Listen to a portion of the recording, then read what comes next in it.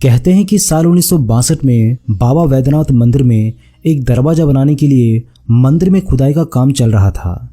तभी अचानक यहाँ पर काम कर रहे लोगों को एक मणि दिखाई दी।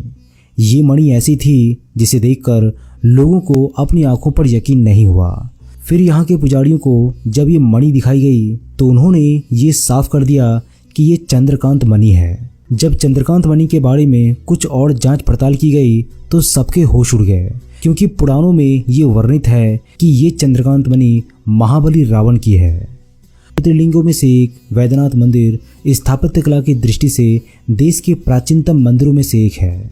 यहाँ सावन में गंगा जल अर्पण करने का विशेष महत्व है। वैद्यनाथ धाम का मंदिर ठोस पत्थरों से निर्मित है। मंदिर के मध्य प्रांगण में बना भगवान शिव का भव्य और विशाल मंदिर मनमोहक है। ये मंदिर कब बनाया और किसने बनवाया इसका पता आज तक किसी को नहीं चल पाया है, लेकिन पुराणों में ऐसा उल्लेख मिलता है कि इस मंदिर का निर्माण स्वयं भगवान विश्वकर्मा ने करवाया था। कहते हैं कि रावण जब शिवलिंग को धरती पर रखकर चला गया था, उसके बाद भगवान विष्णु स्वयं इस शिवलिंग के दर्शन के लिए पधारे थे। कहते हैं कि साल 1962 में सरकार की ओर से इस मंदिर में एक और दरवाजा बनाने के लिए खुदाई का काम चल रहा था। उसी वक्त खुदाई कर रहे लोगों को एक मणि दिखाई दी। जब इस मणि की जांच की गई तो पता चला कि ये चंद्रकांत मणि है। चंद्रकांत मणि मिलने के बाद दरवाजा बनाने का काम रोक दिया गया। पंडितों ने बताया कि ऐसा ही एक और चंद्रकांत मणि देवी लक्ष्मी के मंदिर में भी स्थापित है। मान्यता है कि लाखों साल पहले लंका के राजा रावण ने ये मणि कुबेर से छीनकर यहाँ पर लगाई थी। मंदिर के पुजारियों के मुताबिक मंदिर के गर्भगृह के ऊपर अंदर में चतुष्कोण के आकार का अष्टदल कमल बना हुआ है। उसके बीचों बीच लाल चमकता हुआ एक लघु खंड है। उसी लघु खंड में चंद्रकांत मणि स्थापित है। रात में होने वाली श्रृंगार पूजा में शिवलिंग पर जो चंदन का लेप किया जाता है, उसके ऊपर रात भर चंद्रकांत मणि से बूंदें टपकती रहती है। यही कारण है कि सुबह इस चंदन को लेने के लिए भक्तों की काफ़ी भीड़ यहाँ पर जमा होती है। लोगों का मानना है कि ये घाम चंदन अमृत के समान होता है, क्योंकि इससे सभी रोग और दुख तुरंत ही दूर हो जाते हैं। हालांकि उस मणि से गिरते हुए जल को अब देखा नहीं जा सकता।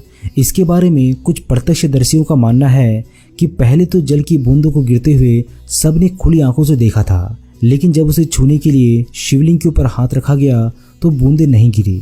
तब से लोगों ने उसकी जांच पड़ताल करना भी बंद कर दिया है। इस अत्यंत ही प्राचीन मंदिर के अंदर मणि लगे होने की बात पर पुरातत्ववेत्ताओं की अलग अलग राय है।